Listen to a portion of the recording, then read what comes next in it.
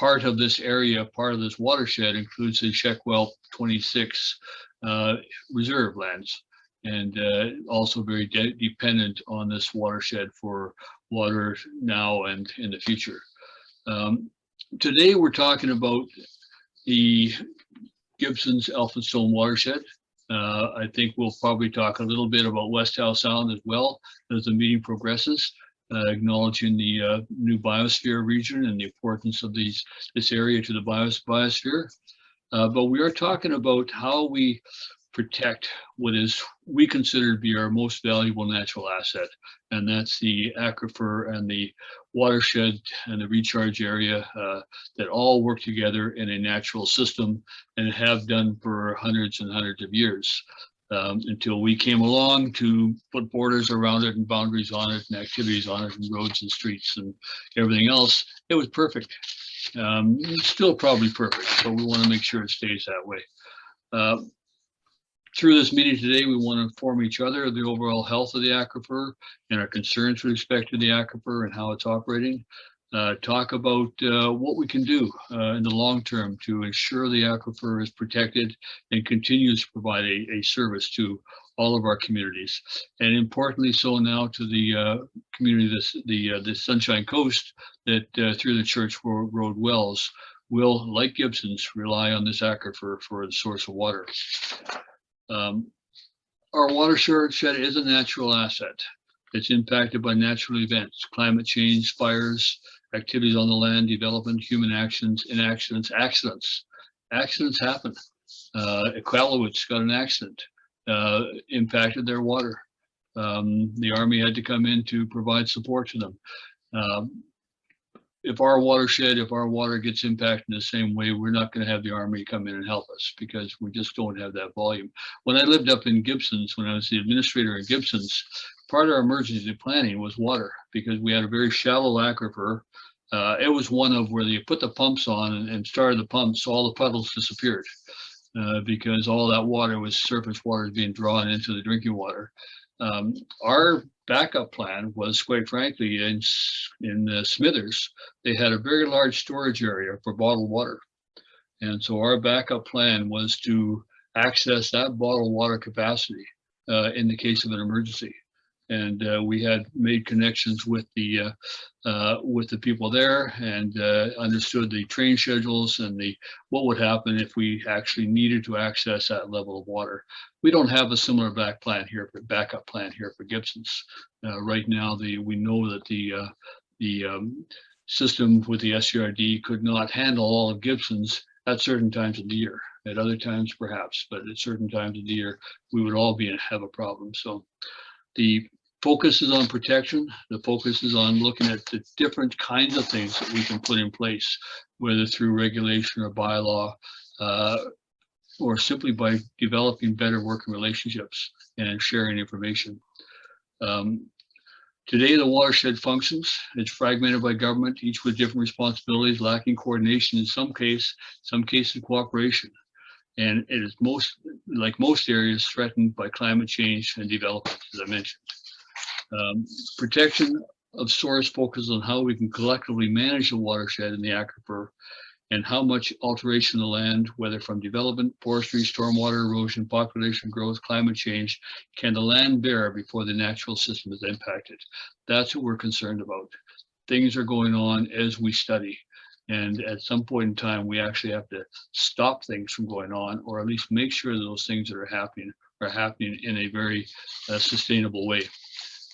This morning, after a few presentations, I hope you'll find interesting. We'll have an opportunity to share and talk together about your concerns, your values, and your ideas for a common future here. And as a result of this meeting, I hope that we'll achieve consensus about the need to protect the watershed and the aquifer, and that some of us will agree to work together to achieve that purpose. I'm not sure what this will look like, but I know that the right people are here to make something happen, and I look forward to that. We have a few presentations that we're going to be making as we go forward now.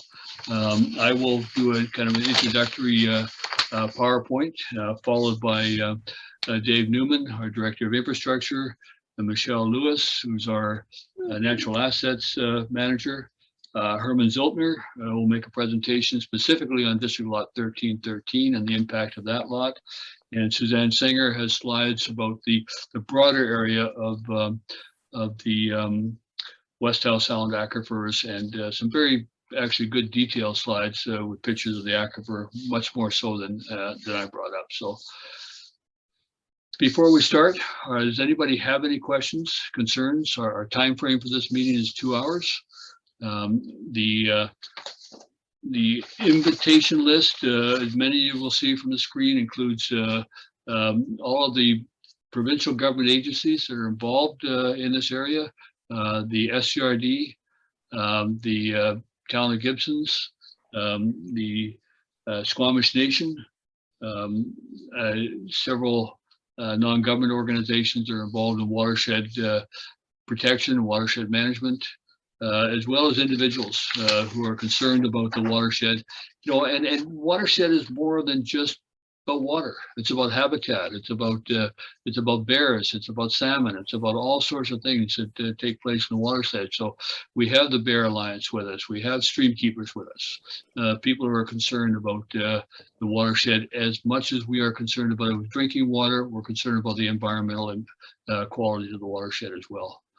So that we try to have a big room and invite lots of people here, and that I hope that you'll have a good experience. There is Amelia Williams. Amelia, have you joined us? Amelia is from UBC, and she was interested in participating as part of the study she's doing. And acknowledge also that Howe Sound Forum and representative from the Biosphere are with us this morning as well. So yeah, there's Amelia. Yeah, I'm here. Not sure if my microphone's working. Well, we can see your writing, and hopefully you'll be able to participate if you have any questions later. And so some microphones not working. Am I sensing we muted some automatically? Councillor Diendrad?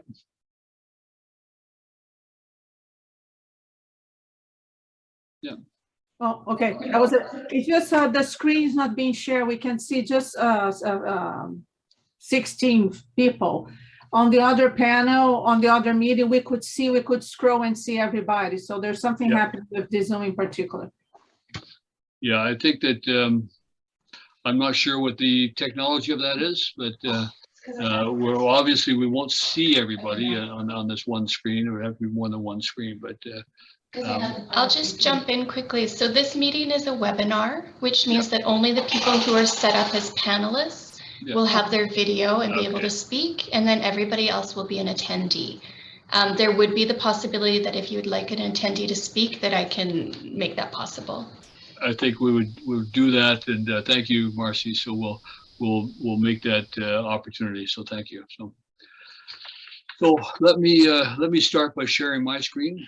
And if I can find what I want to share, I gotta find my. I guess I gotta go find my PowerPoint. So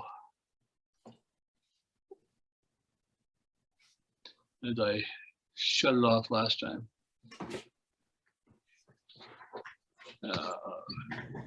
Here, exit full screen. Come over here. Look at the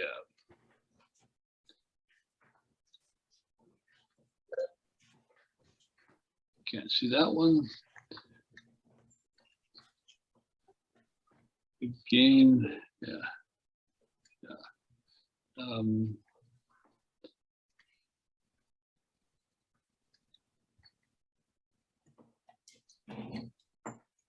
okay, this will do. Okay, so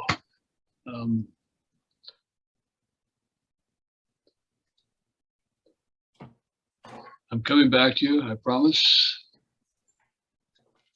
Now let's try that. There it is. Okay.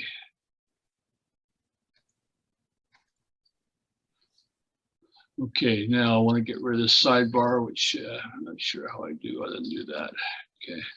Go down to the bottom, Mayor Beamish. Yeah. Next to where it says notes on the right side. On the right side. And you'll see the symbol with a little screen. Yeah. Oh, over to your right. Notes, yep. Go over to your right. I'm on the right, I see notes. Okay, go over farther right. Yeah. Next, no, three more symbols over. Okay. That one there. There we go. Good. Thank you. Thank you very Go. much. Yeah, I never promised this would be perfect.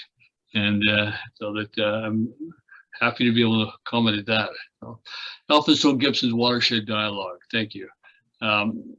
Gibsons was in 2013 the winner, 2005 rather, the winner of the gold medal for the best municipal drinking water in the world. Actually, I think it says that on that prize. That Berkeley Springs apparently was given authority to do that, and that's great. We are very proud of our water. I think everybody's aware of that, and everybody's very proud to be able to drink our water, and we're very possessive of maintaining that best municipal drinking water classification. The precautionary principle is one thing that I look at when I look at this, and basically that's saying that if you're doing something that is going to impact somebody else, the degree of impact is important to consider, and the precautionary principle holds that if society should take action before any uncertainty is resolved. So it really starts right in your own backyard, where, as you know, that you can't allow drainage from your yard to go and impact somebody else's yard. SCRD shouldn't allow drainage from the SCRD to impact the town of Gibsons. The development above the town of Gibsons, whether it's forestry or highways or anybody, should consider the impacts down below. We all have to do that when we're making decisions, and that's really what we're looking at here, is how can we ensure that we are working together to make those decisions for the best. Protecting the Elphinstone-Gibsons watershed, our most important natural asset, and the world's best municipal drinking water. There you go, repeating myself. It's the only water we have, and that's the big challenge, is that we don't have that backup. And UN Sustainability Goal number 6, clean water and sanitation. One of the most essential uses of water is drinking and hygiene purposes within households. This use is captured in Target 6.1, which seeks to secure safe and affordable drinking water for all. Safe drinking water means that it's free of contaminants. And I believe I shared this with everybody with your invitation, that the 2021 Watershed Security Survey, the Paulus Water Sustainability Project, very current, September 2021, fresh water is a top priority across BC because healthy watersheds are essential to healthy communities. Very timely that that came out at the same time as we're talking watersheds here. It's more of a security than a security. Watershed security is more than an environmental problem.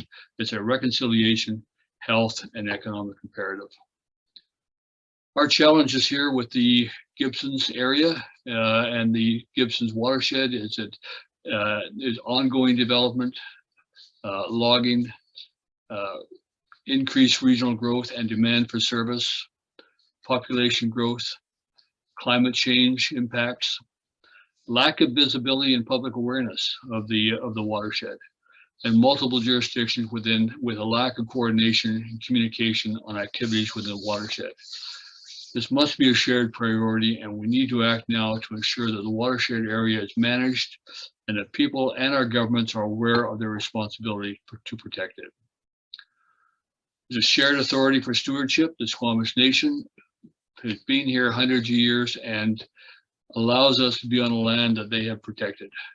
The provincial crown lands, Sunshine Coast Regional District, the town of Gibsons, private landowners and licensees, and more recently the designation of the Howe Sound Biosphere region, which is a receiver of the water that comes down off of the Mount Elphinstone and into the Howe Sound area, which is also protected. This slide here shows you the various jurisdictions, interagency jurisdictions that exist on the watershed above the town of Gibsons. If you take down here at the foreshore is the town of Gibsons, and up at the top being the top of Mount Elphinstone. As that water comes down, as it adds to the aquifer, there's various interests involved: forestry, mines, parks, First Nations, water licensees. Those are people who have wells within the watershed. Fisheries, concerned about fish habitats. SCRD and Vancouver Coastal Health with land use, water wells, solid and liquid waste, protective services, transportation. Ministry of Transportation, land use again, they approve the subdivisions, drainage, stormwater management, transportation. Town of Gibsons, land use again concerns, social economic concerns because we have a community to support, transportation, water and drainage, solid and liquid waste. And Flynn Road, Ministry of Environment and DFO, foreshore protection, fisheries, navigation, First Nations archaeology, and drainage. All of these organizations have interest in the watershed and interest in the water as it flows through the watershed.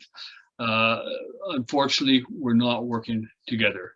And what we need is an interagency watershed plan to help us collaborate, help us work together across jurisdictions and organizations for the benefit of protecting this valuable natural resource. The Town of Gibsons in 2014 applied for a land acts reserve. At that time, we was not acted upon. I'm not going to go into the application here. It's kind of screwed up the screen before. But basically what we were asking for is the protection from the top of Mount Elphinstone to the foreshore, which is the area of the reserve, the lands for the Town of Gibsons. And I know that there will be other slides that will show that more clearly than the one I'm going to skip over here right now. But this is a kind of thing that perhaps there are other things we need to look at. Several studies and activities are underway. Well development continues. This is development today at the corner of Cemetery Road and Keith Road. Preparing a site for another RV park. This is a 5-acre site being cleared. I recognize that it was a fairly clear site to begin with, but you can see that the trees are down. So there's continued development. And we don't know what development is happening tomorrow, but while we are studying, while we are doing a Source2C project, a watershed study, an update of the aquifer mapping study, and preparing for the Church Road well project, other activities are continuing to happen on the watershed over which we have no control, or in some cases, no knowledge. Now, we don't know what could happen tomorrow, and that's part of our concern. These are some of the activities that are currently in the watershed. We have Elphinstone aggregates, BA blacktop, Gibson's ready mix. This is not a criticism of them. I'm not saying that they are a problem. I'm saying that they are activities that are happening up there, and we don't know what other activities might come in the future, but they are activities on the watershed and very close to the recharge area. This is Gilmore Road. This is 63 unit RV park. Which will have, again, the septic fields or septic tank on there to handle the waste. And this is the result of the last rainstorm we had. This is water coming down from the SCRD Area E through the Town of Gibsons, traveling down through private lands, and then ultimately getting into Chester Creek and overflowing Chester Creek with all the other collected water that came in that event. This is not new. My experience here back around 2005, we saw the water similarly in a ditch like this. It jumped. It was actually the other side of Reed Road, and it was Reed Road and North Road, water in the SCRD area. Jumped the ditch at that time, traveled down North Road, tsunami of water through the fire yard and the fire hall into the Gibsons network of ditches, jumped the ditches on Crucial Road, went through 2 houses, and eventually making its way down to Gibsons Creek. And again, that was a major water event, which came to a bar screen that got plugged up and had to find another alternative. And so that these events happen, and we need to manage that water. We need to do a better job of managing that water, especially when it comes to private property. I mean, this is private land that if it's part of the water solution, then whoever is looking after that drainage needs to manage it better. And that's what we come down to, is that looking at what is happening up here, higher up in the elevation, is affecting us right down to the, in this case, Chester House, which is located on the Ocean Esplanade. So this is what happens when you're in Campbell River, and I'm sure other watersheds are the same, but I just happen to have been in Campbell River recently. Welcome to the Campbell River watershed, our drinking water supply. Help us keep it clean. There's not one sign on the Sunshine Coast that points to this as you go in and recreate or use the land in the watersheds. We are not creating awareness of the importance of our watersheds, both to users, to visitors. It's a critical area. We need to kind of be more proactive in letting people know what is happening, where they are, and the importance of the watershed. And that's comes right down to picking up after your dog, quite frankly. I mean, anything that goes on top of the watershed has the potential to go into the watershed, and that's a concern. I personally consider the watershed, the whole area of the watershed and the aquifer, to be a riparian area, and we must treat it as such.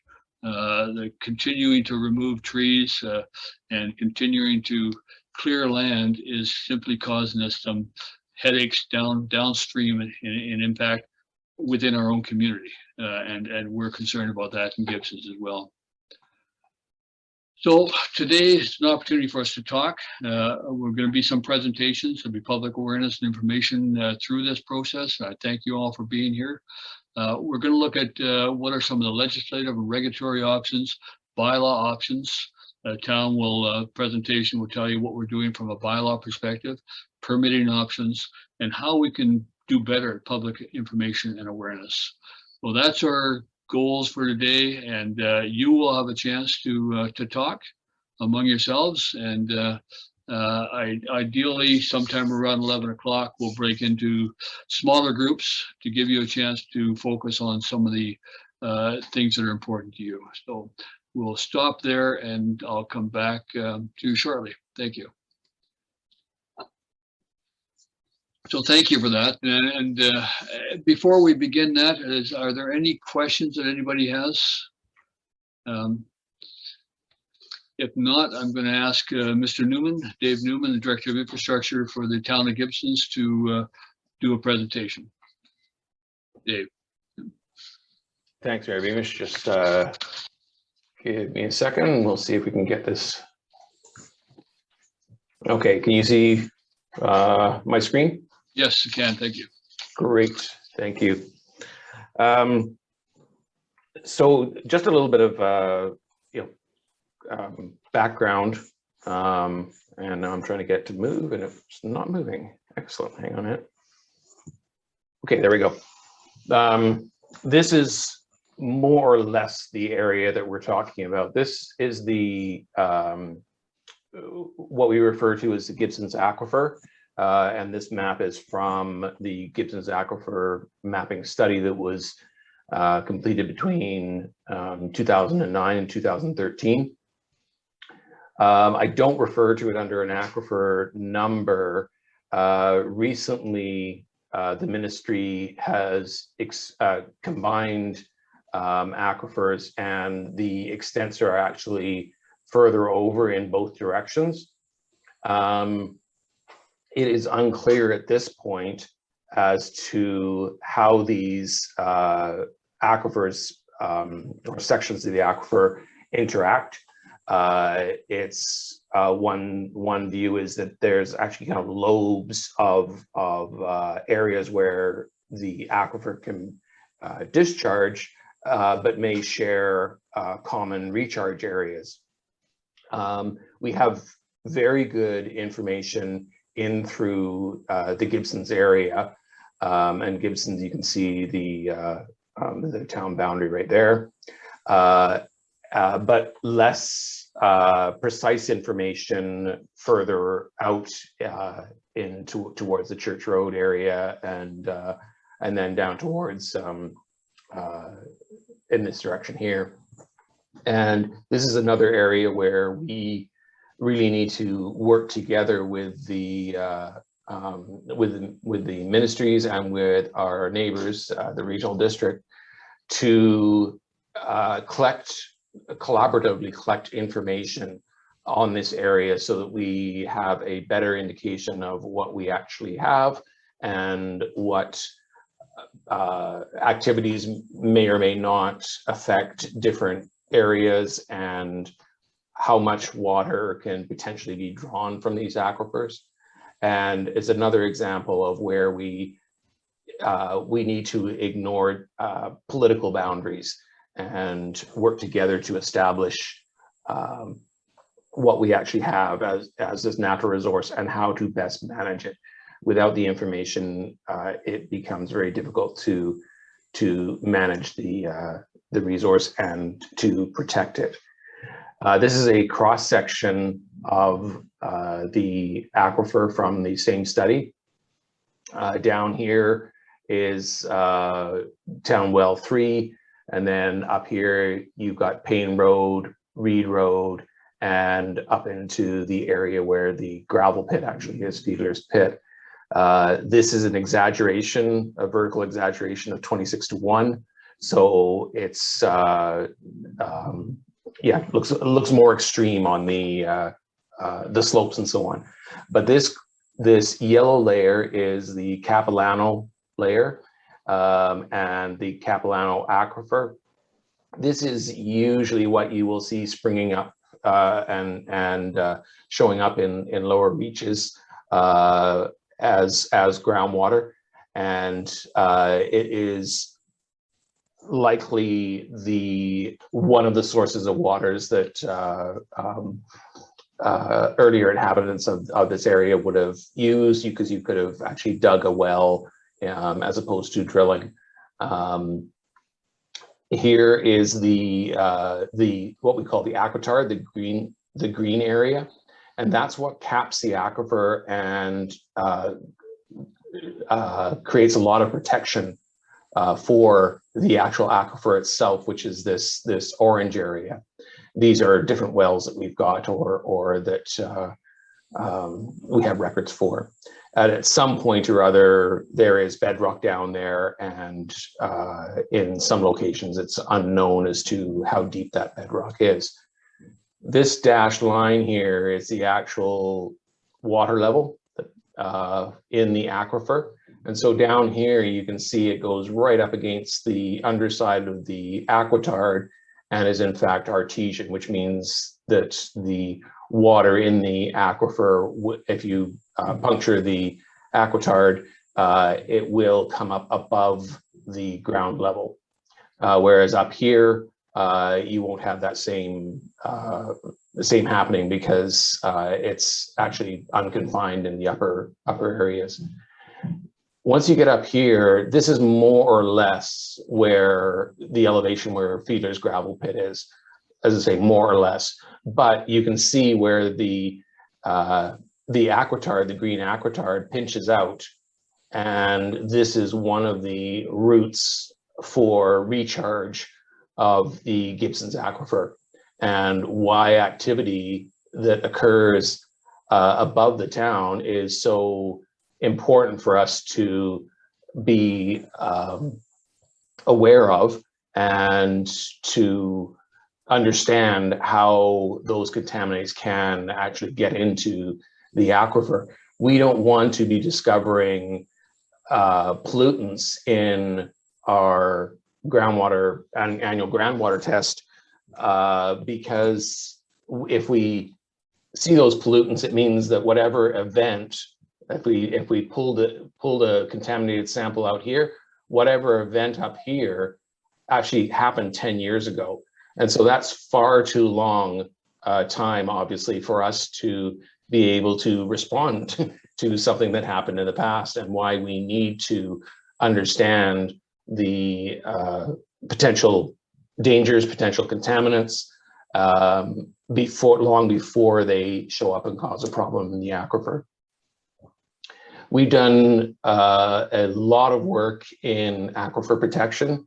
As I mentioned, 2009, 2013, we did the mapping study, and that was grant funded. It was roughly a $500,000 project. The consultants were, Waterline, were quite thrilled to be working on it because they were being called in to map an aquifer and to understand that aquifer before there was a problem. Invariably, they get involved in projects after well levels start dropping, water levels in wells start dropping, or a contaminant shows up. So to come in and be proactive, it was, they were quite excited to be involved in that. And they continue to be involved with us to this day and understand the aquifer better than any of us. We're having that update done in 2021. The report will probably be available Q1 2022. It incorporates a lot of new data that we've collected and reviews the assumptions made in the initial study and provides any updates if necessary for climate change or projections of the aquifer health moving forward. We do an annual aquifer monitoring program. We've got a network of both supply and monitoring wells where samples are taken on an annual basis, and we can track what changes in recharge and discharge, how that actually affects the water levels in the aquifer. And due to installation of water meters and conservation measures that the town has taken and the residents of the town have taken, the water level of the aquifer has actually been rising for a number of years. And we use far less water today than we did a number of years ago. We've got an Aquifer Protection development permit area, but the footprint of the town is over just a small part of the aquifer. And so it doesn't make sense for us to have our own protection measures in place without having those similar protections outside the town.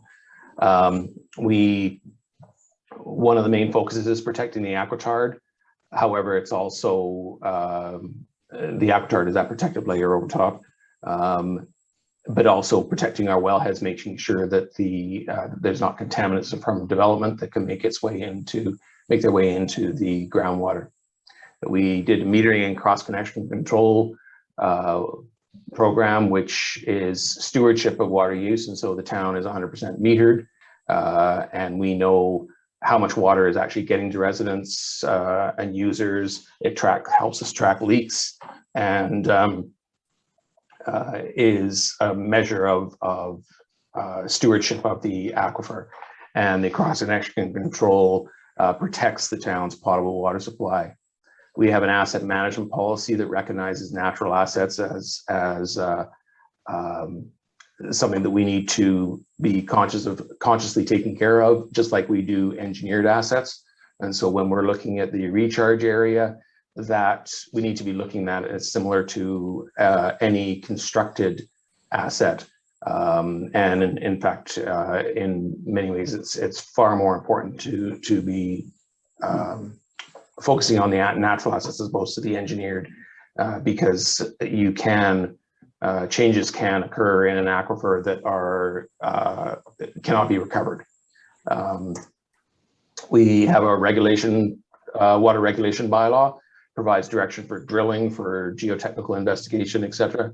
Zoning bylaw prohibits private well drilling for potable water.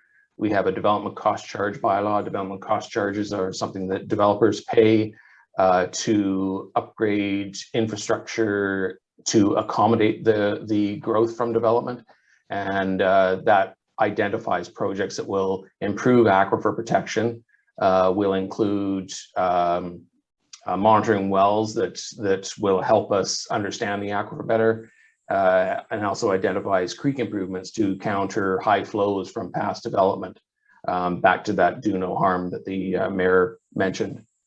We also have tree protection bylaw and pesticide regulation bylaw to name just a few. We've got a drainage policy in place, an updated integrated stormwater management plan.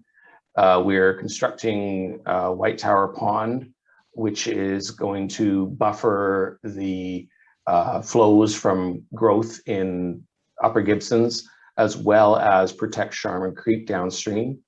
Parkland development on the corner of Payne and Reed.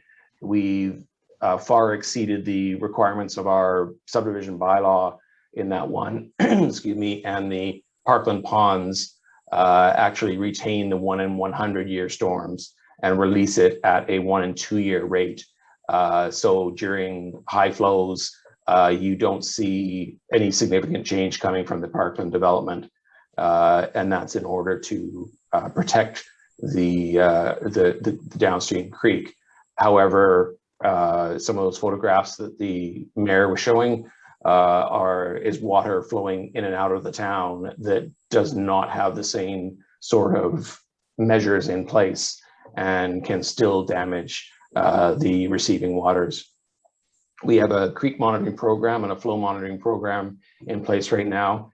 And I will I'll sign off here and let Michelle Lewis, our natural asset tech, continue with the story of the Source2C project that she's heavily involved in.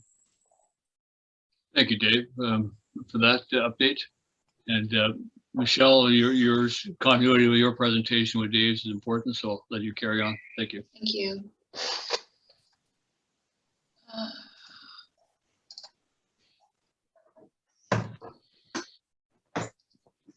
Okay, can you see that okay? Yes, we can. Thank you. Great. Thank you, Mayor Beamish, and thank you for the introduction, Dave. So I'm going to talk about the Source2C project, which is a watershed scale mapping project. We began the project in the fall of 2020 with the Municipal Natural Assets Initiative. And the project itself is to consider the natural assets within the extent of the Gibsons Aquifer watershed. The project is expected to be completed in mid-2022. And we recognize that the assets within the watershed include the forests, the wetlands, and the riparian areas. With this project, we hope to ensure that the natural assets within the entire watershed are understood, measured, valued, and ultimately managed to ensure their health. Some goals of the project is to establish a baseline inventory of the natural assets that support our drinking water services, to provide a condition assessment of the identified areas, to understand how to determine the levels of service of the natural assets, and to make recommendations for best management practices of the natural assets identified. Currently, we have completed phase 1 of the project, in which a watershed scale assessment was performed on the current condition of the natural assets within the recharge area. The condition assessment was determined using a methodology for ranking high, medium, and low based on parameters of size, condition, and adjacent land use. For example, if the riparian areas are located next to a forest or a built-up area, that would change the condition assessment for that particular polygon. The road density is also a consideration here, where intact or degraded rankings related to roads in that area, where it's likely that highway goes through, they would be determined a low condition. So this condition assessment has produced this dashboard, the Source2C Dashboard. This is a work in progress. We're working closely with ESSA Technologies and M&AI on updating the dashboard. So the next piece that will happen is we will be looking at risk identification of these assets, and that would be included in the dashboard as well. So I'll just give you a quick rundown of the dashboard itself. Here you can see the overview of the aquifer recharge area outlined here. This includes the forest, riparian, wetland areas, as well as recreational trails. And I can't show you all the different tabs, but if you were to click on the forest layer, then it would show you each polygon and it will show you the condition ranking for each area. So as I mentioned, in phase 2 of the project, we are currently looking at risk identification of the assets. And we are going to be prioritizing the scenarios in which to model later in the phase. So the risks that we have identified are erosion, development pressure, invasive species, drought, deforestation, and unauthorized dumping of green waste in sensitive areas. And as mentioned, we will prioritize scenarios to model with ESSA and MNAI, and we will be looking at impacts of the climate crisis, increase in land development, as well as potential restoration work within the watershed. So this slide highlights the cohesion with other town projects that we have either performed in the past or that we're currently working on. The Source2C project will serve as an input for the Aquifer mapping update, which Dave had mentioned earlier, which will be completed in early 2022. And the 2018 Integrated Stormwater Management Plan highlighted some recommendations, such as the installation of surface water monitoring stations in our creeks, so specifically Chastor, Sharman, and Gibsons Creek. We installed these stations in July of 2021. And these stations will be useful for delineating potential areas of surface water and groundwater interactions, thus characterizing the groundwater recharge potential. The ISMP also recommended benthic sampling, which is a metric for monitoring long-term stream health and the ability of each creek to support aquatic life. The Sharman Creek assessment was staff engaged a qualified environmental professional in 2021 to perform a stream stability assessment and an environmental assessment report. To date, through that assessment, 2 temperature loggers have been installed, one in White Tower Park and one near the mouth of Sharman Creek as it enters the harbor, Gibsons Harbor. Additionally, we will be looking at the hydrology of Sharman lands through this assessment, and then the Coastal Resilience Project, which was completed in Q3 of this year, will serve as an output or a input to the Source2C project, and next steps will be looking at connecting the coastal assets to the watershed methodologies. So of course, we recognize that the most important piece to this project and all of our projects and the work that we do within the watershed are based on our collaborations and partnerships. So I just wanted to highlight a few here. I believe most of these are represented on this call today. So the Squamish Nation, importantly, we have been developing and building our relationship with the nation on a staff level as well as mayor and council. And we're on a staff level improving our consultation and referrals process with the nation. And we have learned a lot over the last year about how to streamline this process for both parties involved. Sunshine Coast Stream Keepers has been an important collaboration that's been strengthened in the last year. They help immensely with data collection and sharing, and obviously their overall monitoring of the creeks within the watershed is of great benefit to the town of Gibsons and the entire region. Healthy Watersheds Initiative, they helped with funding of this project, of the Source2C project, as well as providing support and guidance throughout the project. They offer many resources for in the form of webinars to support this work. Flynn Road has been very receptive to my many requests for meetings and to move this watershed conversation forward, as well as the BC Timber Sales. Their data sharing, and they've been providing staff with a better understanding of the proposed activities in the region, which has been immensely helpful on my end. Sunshine Coast Regional District, we have had multiple meetings with them as far as regional governance for the watershed, and I'm hoping to further these conversations on a staff level. And also, finally, the Acatsum Howe Sound Biosphere Region Initiative Society, which we are excited that they became Canada's 19th biosphere region this year. And looking at strengthening collaboration and this opportunity to address challenges in the region as identified by the Biosphere Region Initiative for sustainable development, biodiversity conservation, and reconciliation, equity, and inclusion. So next steps for the project itself is to identify options to protect the natural assets, to develop management strategies, and to identify any outputs or guidance to policy and financial planning. We will continue to update the asset registry dashboard, and as I had mentioned before, with risks analysis to be added. We will be looking at modeling of current conditions for prioritized natural assets in the watershed, as well as an economic valuation of watershed natural assets with an initial evaluation of the uncalibrated model results. There's opportunity for the development of the framework to connect the coastal assets and watershed methodologies that I mentioned earlier.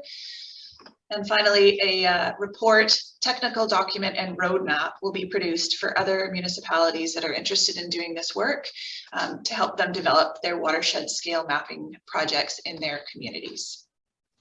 I'd like to thank you for your time, and I will pass this back over to Mayor Beamish.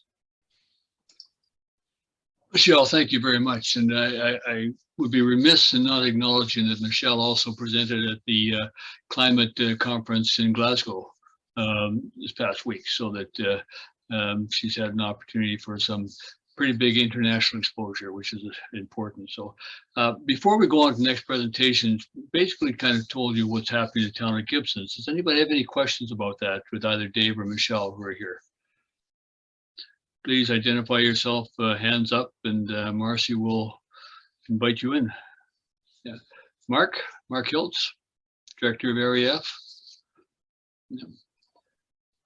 Thanks, Mayor Beamish. Yeah, a couple questions on the scope of the Aquifer project. Is age dating of the water, that was one of the, in the 2013, the age dating of the water was a significant aspect of where the water comes from. Is that part of the current scope? And I was just wondering about the kind of general scope of the Aquifer study. Thank you. Who wants to handle that, Dave or Michelle? Sounds like a Dave.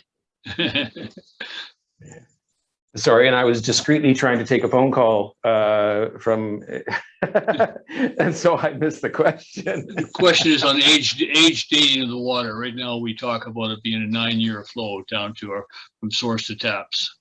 Yes, and that's correct. The and then Waterline has done work on actually aging the water to assist in determining where it comes from, and part of that is through mountain block recharge, and part of it is through the upper slopes of Mount Elphinstone.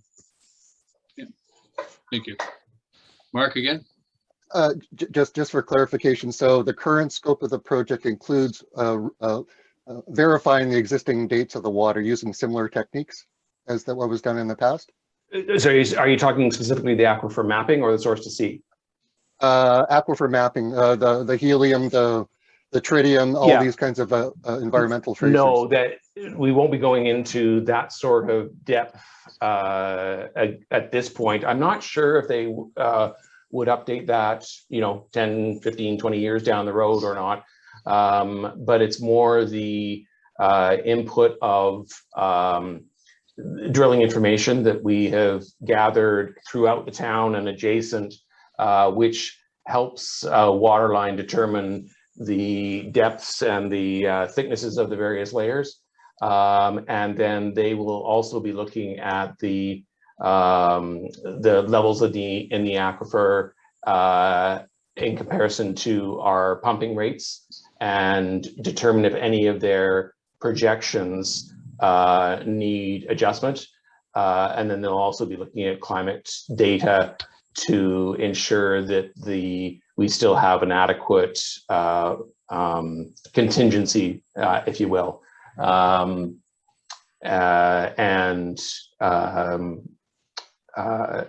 making sure that those are updated. And I just see that Simon just did note that contaminants and minerals that kind of like a little bit more basic as far as the, well, not as in depth as dating the water that they did initially, but the contaminants and so on are measured on an annual basis. And so we can track any changes that are occurring in the aquifer. Michelle, did you have something you wanted to add to that? No, Dave captured it. Thank you. Thank you. Councilor Diandrad? Thank you, Mayor. It's just David's presentation talks about that the province has revised the boundaries. Do we have the data already? And I wonder if we have, obviously will be incorporated in the waterline study, but I wonder if we already have this data. So the boundary was, I'm be honest with you, I'm not sure what why that change in the boundary was initiated, but I know through some of the data that was being used is far more coarse, far more assumptions are made on determining the extents of the aquifer, and we've had discussions with the regional district as well as Flynn Ward to try and pull in the data into a single model so that we're not having one consultant do things a certain way and make certain assumptions and another consultant do things a different way. We want to be able to collaborate on this information. And so right now the expansion is as I say, it's far more coarse.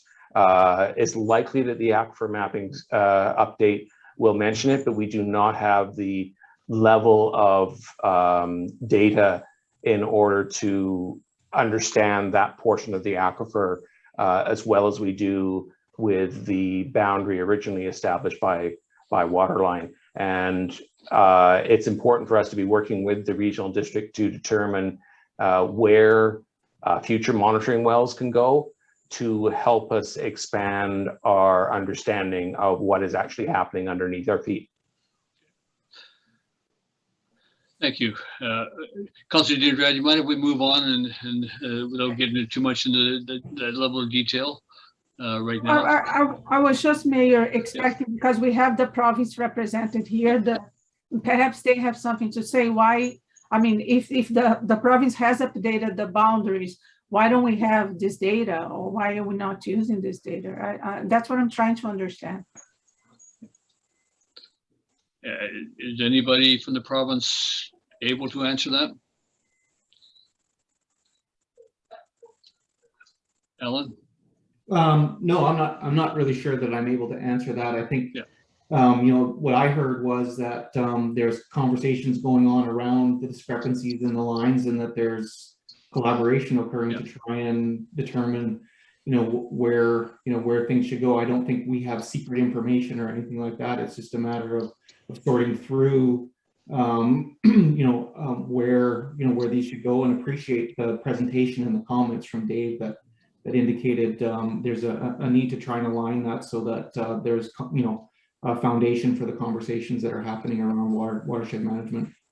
Yeah, thank you. There's very little data at this point to be sharing. We've identified, I don't even want to call it a discrepancy, a different understanding. And we are all interested in determining or nailing down that boundary and how activities in any part of that area, whether it's the 2009 boundary or the current one that the ministry is using. We want to know more about that so that we can better understand how to protect it. And so right now, essentially, we've almost kind of got a line out there that we need more data on. So when you're asking for data, we don't have it at this point, or don't have the the quality of data that we need to be able to understand the expanded boundaries as well as we do with the boundaries that Waterline has produced. Thank you, Dave. I'm going to go now to Maya Edbrook from the SCRD. And Maya, good morning, and thank you for being here. I understand you have some slides as well to share. Thank you, Mayor Beamish. My name is Mia Edbrook. I'm the Manager of Strategic Initiatives at the SCRD. My group is responsible for long-range planning, both water and solid waste. I'm going to speak really briefly about a project that I'm working on. Slides are showing up okay? Yes, they are. Thank you. Okay, great. So this is a Watershed Protection Service feasibility study. This work was initiated in mid-July, and the purpose is to meet some of the tactics that are outlined in the 2019 to 2023 Board Strategic Plan. And this includes a tactic for developing an action plan to protect watersheds and aquifers and to increase advocacy around watershed governance. So currently there's no mandate for broader watershed protection across the region. This is a very large region.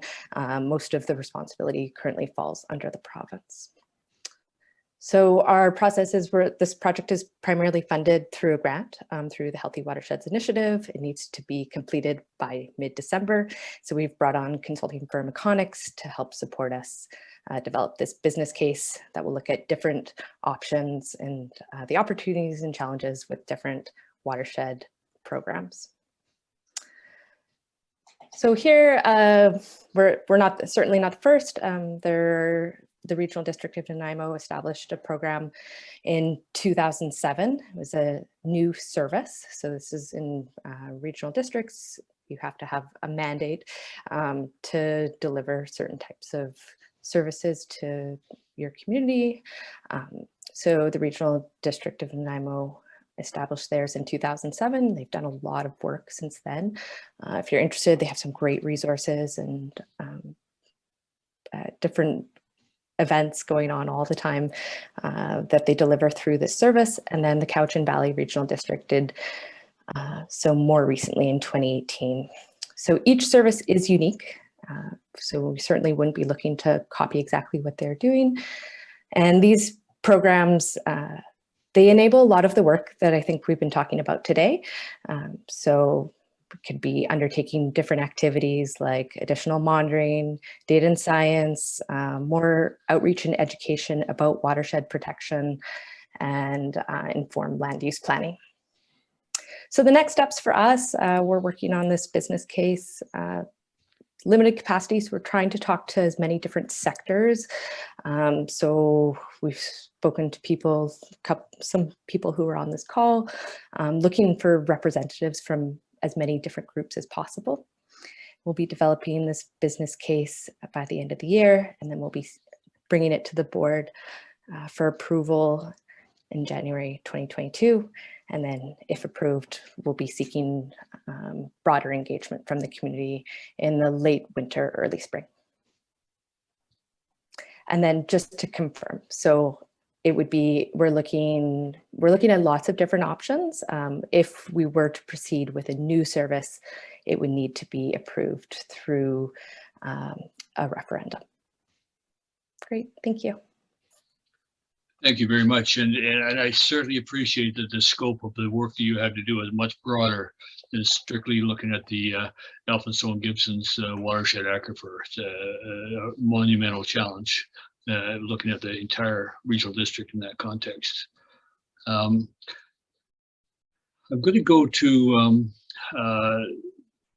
Suzanne Singer next. Suzanne, you had some slides that, and I know they, again, looking at the broader picture as well, but also some very specific areas. Are you there and able to share your screen?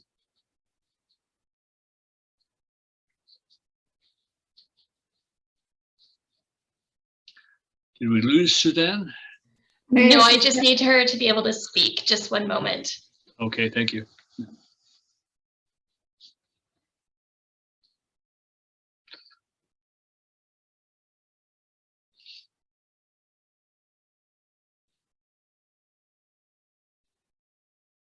And while we're waiting for that to come on, I certainly am learning some things this morning too. I mean, it's good to see how much activity is going on and how much sharing is actually occurring at the staff level. And that's very important to see that we're not always aware of when we sit at a council table. So it's very important. Suzanne, thank you. And as I mentioned earlier, a lot of this kind of reason we're here is Suzanne and I had a cup of coffee, and we agreed that the watershed, the water, was one of our greatest natural assets that needed to be protected, and we need to move forward because we see things are happening regardless of the studies that are going on, and that's what we tried to emphasize today. So, Suzanne, thank you. Hi, Bill. So can you see my screen? I'm not really sure if you can see it right I did now. a minute ago. Now I just see you. Yeah. Okay, Yeah. 1 second. Yeah, Sorry about that. Yeah. Technical difficulty here. Yeah. Try again. Okie dokie. Okay. So, yeah, I just wanted to, thank you so much for, bringing us all together to have this conversation, Bill. It's been, a long time coming, and there's so much amazing work. And so I'm coming to this conversation from Chickwalt in the territory of the Squamish Nation in the newly designated at Catsum Howe Sound Biosphere Reserve, which is a really exciting development. And I want to speak sort of in the context of, the bigger picture of Howe Sound. As we've heard, so much work has been done across all levels of government to understand, monitor, plan, and protect local watersheds and our aquifers. But all of this planning and research and monitoring, it takes time. And what we just heard from Mia is there's this vast, landscape to navigate to figure out, how to really protect the values that we're trying to protect that are so important to us. So the SCCA has worked together with. Sorry to interrupt. There was just a request if you could please make your PowerPoint larger. Sure. Sorry about that. There you go. Good. Okay. Yeah, well, actually, you know what? I need to keep it small for the moment, just because I'm kind of looking at my notes here. And once I'm done with my notes, I'll go through the PowerPoint really, really quickly. So I just wanted, the little bit of background is that the SCCA has, worked together with government and NGOs and community for 30 years to protect watersheds. The Chapman was a major focus for us for a really long time. We're currently implementing what we're calling the West Howe Sound Watershed Protection Project. And this is about looking at, planning takes a long time. And in the meantime, while we're moving forward all these really great initiatives, we're still facing some real serious threats. And Bill spoke to that earlier. So how can we, deal with some of these threats in the interim? So in the context of, just let me get back here, at Catsum Howe Sound, we want to talk about the protection of the recharge area in West Howe Sound. So we're going to hear from, I think we're going to hear from Herman a little bit later about District Lot 1313.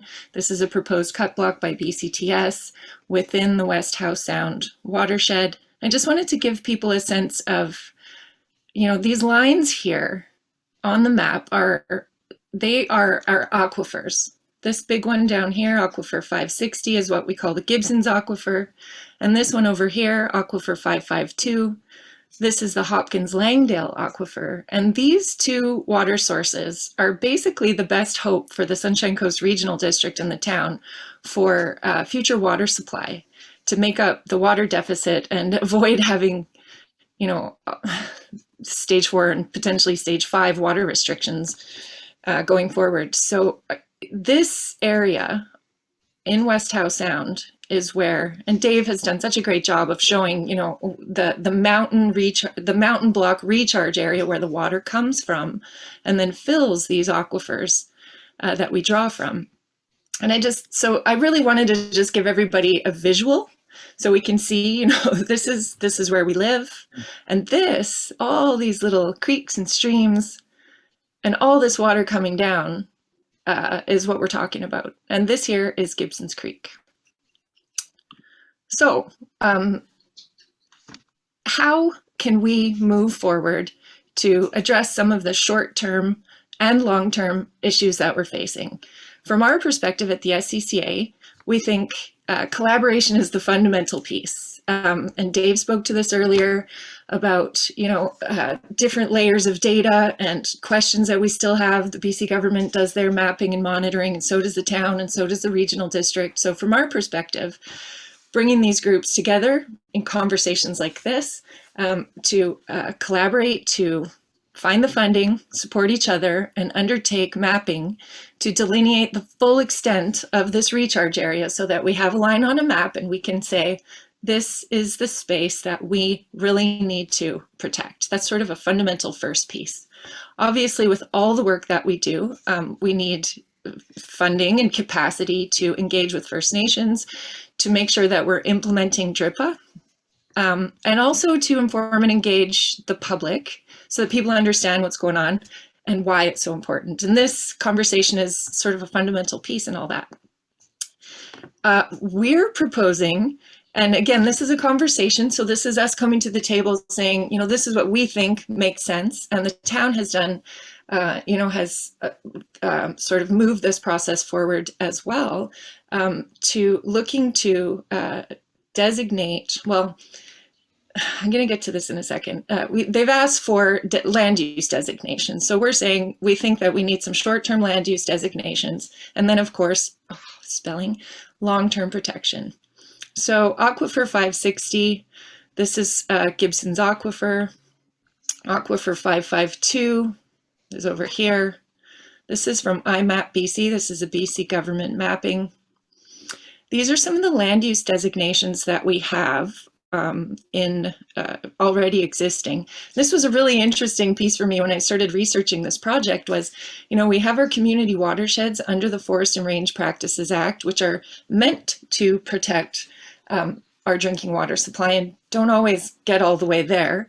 But a really neat thing that I saw here at the bottom of this page is that these lines in red, this area here, these are community watersheds that are no longer in existence. Watershed reserves are designated under the Land Act, and these reserves are established by Cabinet for very specific purpose in recognition of a specific interest, value, or attribute. And in this case, these are watershed reserve designations that still exist in the recharge area. These two reserves that you just saw in dark purple there expire in March of 2022. So it's really good timing that we're having this conversation now. And yeah, I really did also just want to sort of draw attention to there apparently used to be community watershed designations for this whole area as well. So this is something I would love to hear from FLNRO about. There's no details when you look this stuff up in the government websites. So I'd really like to know, what happened? When did these designations go away and why? And this is another. So we see around Somes and really the recharge area for 552 is included here, as well as a little bit for Aquifer 560. So that's it as far as slides. Really, the whole intent of that was really to sort of give people a little bit more information about what potential land use designations could be and where we see this conversation going. Thank you very much for that. Very valuable information that I hadn't seen before either. Kevin, is there anything you can add right now to the designations that are come to expire or the history of those designations? There are a couple of those two teardrop shaped pieces that were, those are Section 17 reserves.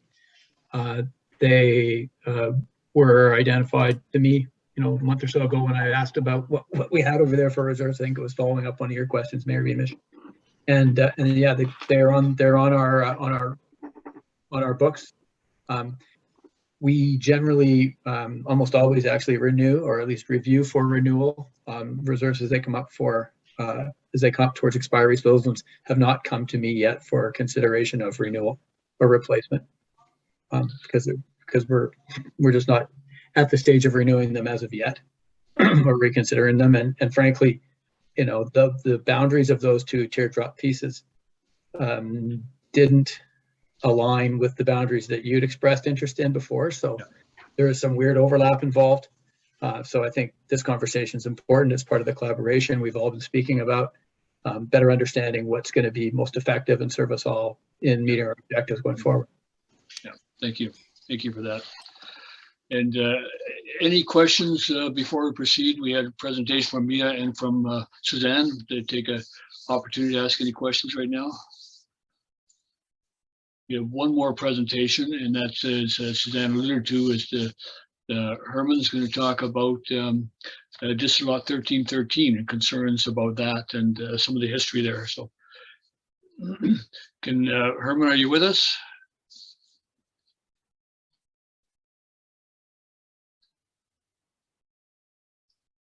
We're just adding him as a panelist. Thank you very much.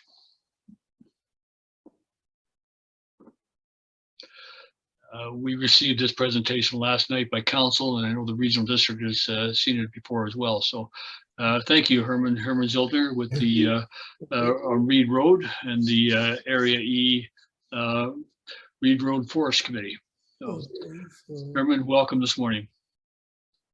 Okay, thank you. So I'm, again, I think I share my screen now, so you should be able to see it. Is that correct? Yes, we can see it. Yes, we can. Okay. Thank you.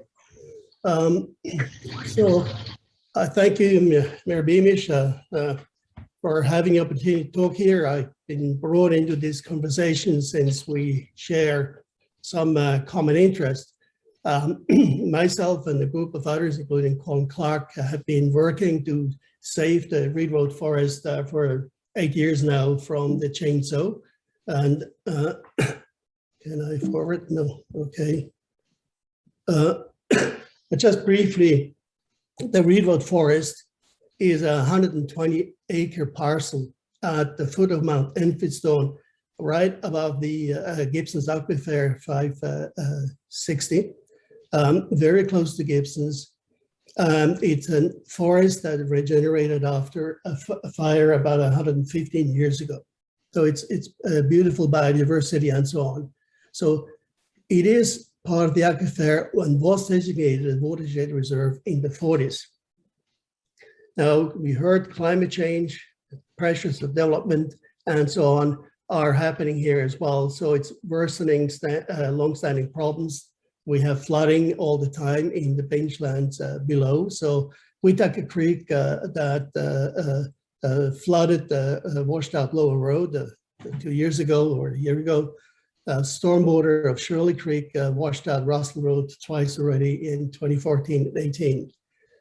On the other hand, we have the stage 4 water emergency, so drought, which puts extra pressure on our freshwater supply and really highlights the importance to protect the watershed recharge areas, such as this forest. Really important to maintain our healthy forest ecosystem, reducing risk of flooding as well as protecting the water supply. One more point I want to make here, since I have people from Flint Road here as well, is Reed Road Forest is one of the only remaining emerging old growth forest that's easily accessible. So it's actually, you can just drive up from Gibsons, walk into the forest, and this makes this forest really unique. It has always been a popular recreation area, and we live right next to the forest. We know that there's considerable increase of people using the forest with the recent pandemic. Now, District Law 1313, Reed Road Forest, as we call it, was always outside BCTS managed area. That's a map from 2010. And then suddenly in 2013, the lot was incorporated in the BCTS managed area. This was done without any consultation with local government. We residents just found out once we discovered the marking tapes on the trees. There has been, even before 2013, strong push by the local community, local government to protect this forest for the long term. So it's, And basically what we want to do is remove the forest from BCTS management and keep it as is. So basically turn it into a conservation area, teaching forest, maintain it as is, have a few more trails in it and so on, have the local community looking after it in partnership with First Nations, environmental and recreation groups as well. Now, next to lot 1313, there has been a lot, proposed cut block TA 0519, proposed by BC Timber Sales now 2 years ago. So I've actually written twice, and when the map came out to BCTS, Flynn Road, as well as all the communities here, because we're really concerned about that lot as well. So that's higher up on the slopes. It's right above Reed Road Forest. And it threatens the aquifer as well as stormwater is an issue here as well, that the creeks that are on the map are actually wrong. There are creeks that all converge down into Shirley Creek, and about 50% of this lot is drained by the creeks here. So, so we have a risk of increased stormwater, and any cutting up here will basically allow the water to flow off the mountain very rapidly, and the water then will not be retained and be available for recharging the aquifer, which is supposed to be happening here. Now, we heard about the aquifer before, so I took this picture from the waterline report. Lot 1313 is right here. The TA of 0519 is about here. The aquifer is supposed to flow in this direction, as we heard, at quite a rapid speed. So it takes less than 10 years from the recharge area down to the town well. So it's quite rapid. So I think it's really essential to preserve or protect this forest. So the Reed Road Forest just already because of community value as well. And this is a more personal slide. So basically, I think we all realize that the climate change is real. The extreme weather events threaten our environment with flooding, the risk to our supply of fresh water. And we can't really do anything as a single person from happening. But the message I do have to our people that work in our provincial government is you have the power to mitigate some of the impact of climate change. You can protect the forests that are in sensitive watershed areas. And I really ask you to consider that seriously as we move forward. And with that, I'd like to thank you for your attention here. So I need to go back to Zoom, and I can't. Herman, thank you very much. No, I'm as always, struggling here getting back to Zoom. So how can I get this back? Stop share. Oh, here. Okay. There we go. Thank you. All right. And thank you very much. And again, another real example of things happening within the watershed while we study the watershed, and part of our concern. And open up to any questions right now. Just take a couple minutes, because what I do want to actually, if I don't give a chance for conversation, Doug Martinson is going to be after me and said, you said it was going to be a dialogue. Where's the dialogue? And so I want to make sure that we have that opportunity, and appreciate Doug's wisdom and advice in this. But I do want to give you a chance to talk together as well. And what we had proposed to do is let Google self-select some small groups, and people can go there and talk about something, not about what we've heard. What we want to say is what action should be taken to ensure the Elphinstone-Gibsons watershed is protected now and for future of our communities. Who needs to be involved, and what will you do taken away from this? Because I don't see this as the conclusion of a process. I see this as the beginning of a process. Obviously, a lot is going on, and we need to bring that together in one kind of a clearinghouse or clearing shed of sharing of information and participation, because with the work that's being done by the SCRD and the Town of Gibsons and the new biosphere, it's very important that we all kind of work together on to gain the common purpose: fresh drinking water, safe, fresh drinking water. We're not talking here about the quantity of water. That's for other people to figure out. We are talking about the security of water, and that's the primary concern. So, Mayor anybody? Beamish, Yes. sorry to interrupt. Yeah. There's a slight hiccup in the setup right now we have for a Zoom meeting. Because it's a webinar, it does not allow for breakout rooms. However, what I've done is I've set up another Zoom meeting, which is a bit of a pain because it means that everybody needs to log out and we'll log back into a different meeting, and then we can separate into the breakout rooms. Okay, My apologize. That's all right. No, that's fine. And we'll do that. We'll just see how many people we lose. See how many people use this as an opportunity to escape. Hopefully none. Oh, darn. But that's okay. I appreciate that. There are the technical disadvantages of not being in a room together, which hopefully someday we'll overcome. But before we do that, collectively, any thoughts where we are at this stage in this conversation? Okay, I'm not, Anne-Marie, go ahead. Yeah, well, I'm very excited. Many people spoke, and I think what is clear is there's a lot of work to do. We need collaboration and integration. So I think, and it's interesting, when you look at the literature of integration in policy and planning, it's not a new thing. In 1938, they were talking about this at the regional level, and yet 80 years later, we're still struggling. So I think we just have to acknowledge that it is a complex process, and we need to put resource towards, and we need to work together, and we need to advance in the best way. And obviously, I would support that perhaps the next meeting we will have a skilled facilitator to start mapping all the different parties, communication issues, and so on.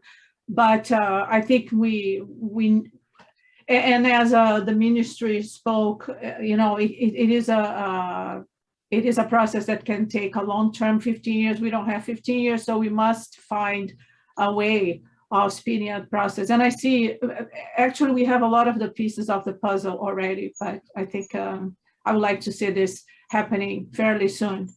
But we have some facilitator to help us really map and start going to the details, who is who, what are communication, what aspects of communications we need, and so on.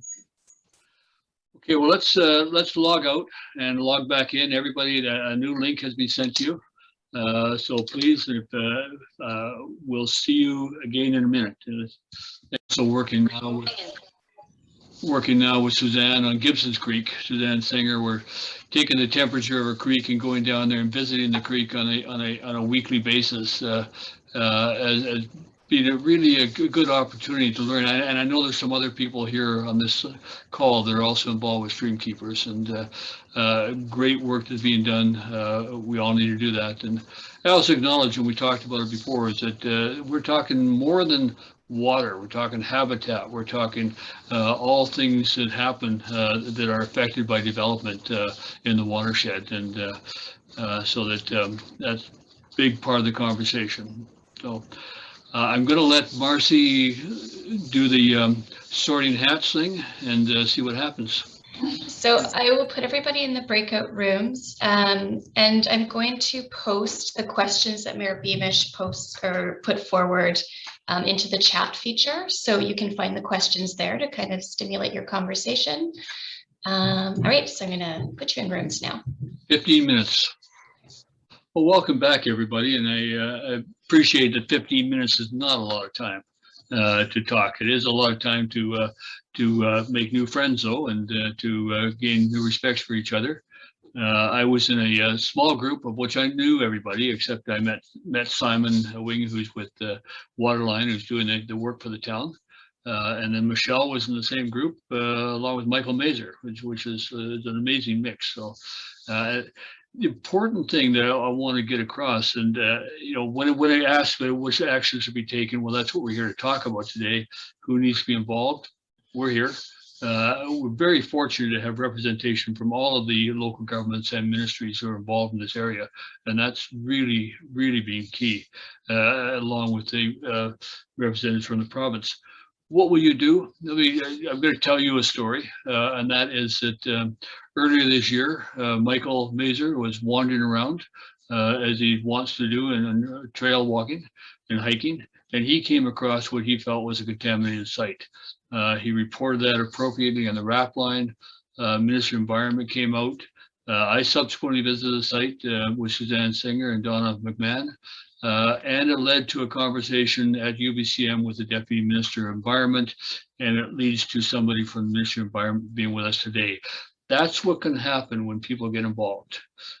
We can, and we have the ability to take some action and to do some follow-up when we're aware of it. And I really appreciate that when that happens. So public awareness, creating an awareness of the importance of the watershed, of our drinking water source, will hopefully create more eyes on the ground and create more of this type of reporting when people see something wrong. And Michael, I really appreciate you did that. So other thoughts? What else came from those conversations? Feel free to put your hand up or feel free to just jump in. Yeah. You got to unmute yourself. Yeah, Councillor Kroll. I was in group 1, and in closing, what did we come away with it? And what it, in 3 words, was immediate coordinated action. Some points were brought, concerns over the recharge area. From a Gibson's point of view, the general concern that all our eggs are in one basket. We've just got the Gibsons Aquifer that we can draw from. So there's, definite concern there. Not to lose the momentum of this working group. Now, the size it currently is a bit unwieldy, but, if designated assignments can be given to subgroups to work together, but keep the conversation going between the parties that we've brought to the table, because I think that's a critical part. We've got people at the table. Let's keep the conversation going and get, proactive dialogue happening with the concerns that some of the speaking groups have brought to the surface today. The recharge area, block 1313, the other aquifers that, is it one big aquifer? Getting a more comprehensive mapping of the watershed of the entire area. So, I think, this has been a great first step, and I really want to thank everyone for devoting the time to come to the table today, but we need to keep the action happening, not just all go away and let a report get dusty on a shelf. So, our 3 words is immediate coordinated action out of this group. Thank you. Donna. Gosh, that's hard to follow up. I just wanted to emphasize the importance of mapping, because we're missing critical data. And like the maps of the streams in my area are wrong. So if we don't know where the water is coming from and where it's going through to, we can't manage it. And that's something that we should be able to do between all of us without too much difficulty. And of course, we can share information on important things like well registration, which is an uphill battle, I know, but the province is asking people to register their wells, and we need to get the word out there. Thank you. Thank you. Mia. Hey. So I was in group 5. I had Ryan, Herman, Dougal, and Kern, and we talked about, just followed up on Suzanne's suggestion of preserving the area. We really like that suggestion. There was a big concern around clarity and jurisdiction and authority, and this idea that there's too much overlap, too many cooks in the kitchen, needs to be streamlined. And one possibility was that we demand, the authority would be transferred to one ministry. And there was interest in what's happened in Metro Vancouver around the area that's protected within their watershed. And then we also talked about more data collection. So within the recharge area, we thought that monitoring wells would be a cost-effective measure, and some of the items that Michelle spoke to around water sampling and benthic invertebrates. I'll leave it there. Thank you. Thank you. Other thoughts from anybody? I've got my hand up, maybe, Mish. Oh, I'm sorry. Yeah, in the black behind you. Sorry, I didn't That's see okay. that. Yeah. So as Mayor Beamish mentioned, I was in a group with him and Simon and Michael. And one thing that I wanted to touch on in the group, but we ran out of time, was just the importance for conversations and relationships and collaboration. And I think that, like Councillor Kroll had mentioned earlier, just keeping the momentum going. So for us to come and have a meeting like this is, it's a little unwieldy, as mentioned, but just to be able to continue along with these individual relationships. And I find that in my work, building that relationship makes it so much easier to come to somebody later on and have an ask. You know, instead of reaching out to somebody when there's a problem, to be able to facilitate good conversation prior to that point. Yeah, thank you. Mr. Wynn, Ian.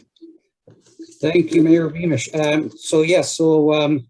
From our group, I think that it kept coming up was the need for information and education of the general public that quite often they don't realize, they're not understood. They all hear about the problems when we go to stage 4, but the understanding of the watershed, the governance, and the importance that it is to them is not understood. So in an overall plan, it has to reach out. There has to be a greater degree of engagement and outreach to the general public.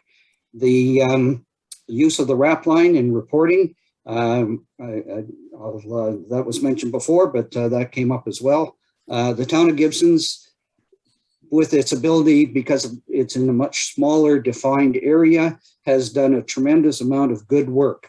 And that could be used as a model for the regional district to follow that. But ultimately, there has to be one voice. And whoever the authorization is, that's going to, whether it's the province or whatever, but there has to be, rather than a noise of multitudes, then it has to be one voice that comes forward, and that's critical. And the other issues were the continued work, of course, from the consultants that we have, who have a much better understanding of the diversities and the complexities of watersheds. So that would be a quick summary from my group. Thank you. Thank you, Ian. Appreciate it. Alan? Oh, thank you. I just wanted to follow up on Ian's comment, and that I appreciated the presentations today. I was here to listen, and the notion of some of the science and the information that's being gathered to try and inform the conversations is really helpful, and just the continued need to keep doing that. And I think that's a great place to be circling around a table on. Thank you very much, and we appreciate your being here today as well. Lori and then Suzanne, and we're running the clock here too. So Lori. Okay, thanks, Bill. I will be very quick.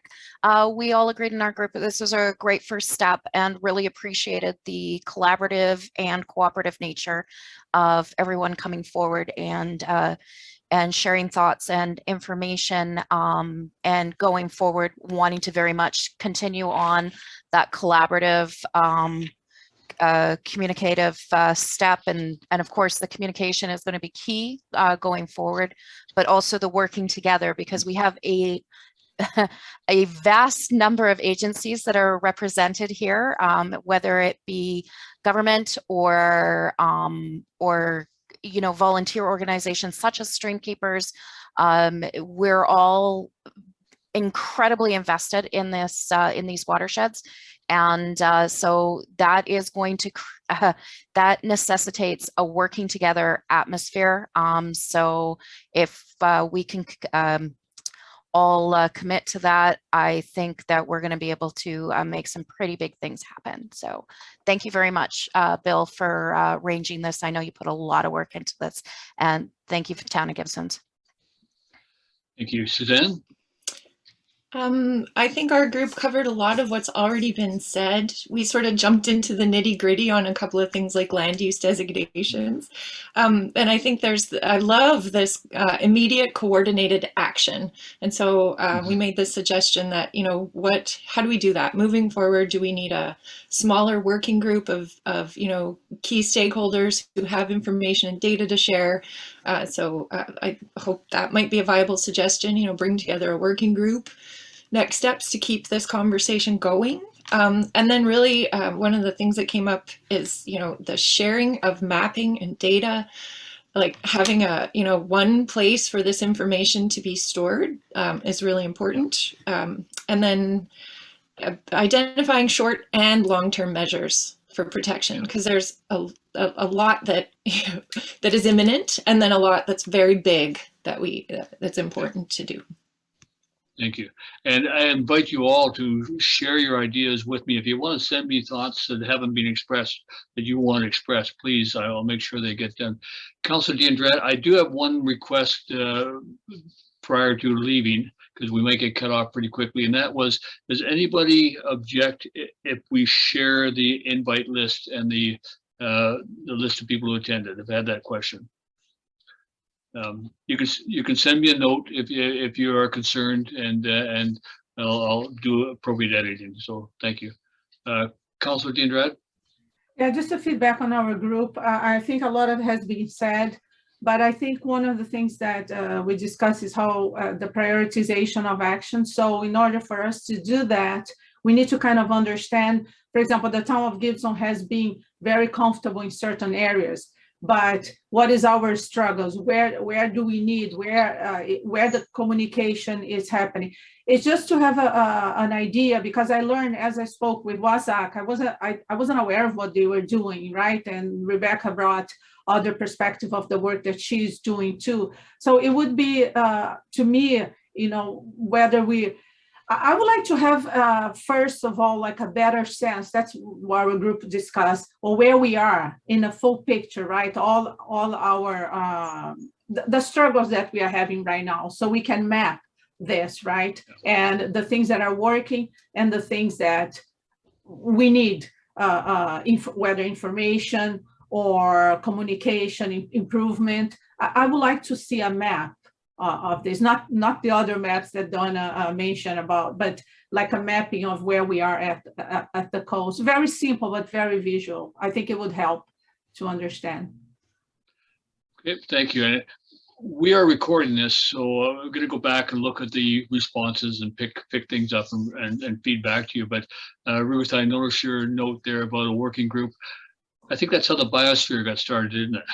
An idea. There's a few people talking. A working group that ended up being this United Nations biosphere area, and that's how we get started.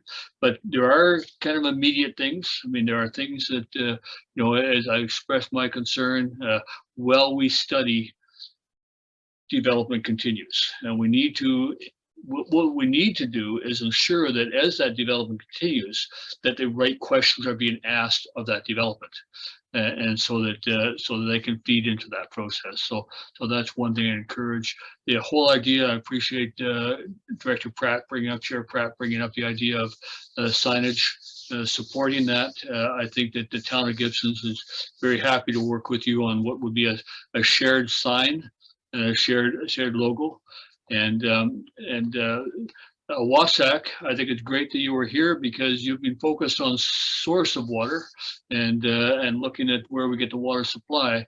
I think we also appreciate that maybe we can expand your mandate to include protection of water and participate in that. And Doug has been very much involved in the conversation with me here in Gibson. So we're going to get cut off. I just want to say thank you very much to everybody for being here and taking the time today. It's an important issue to Gibsons, and I can see it's important to yourselves as well as we go forward making decisions for this area.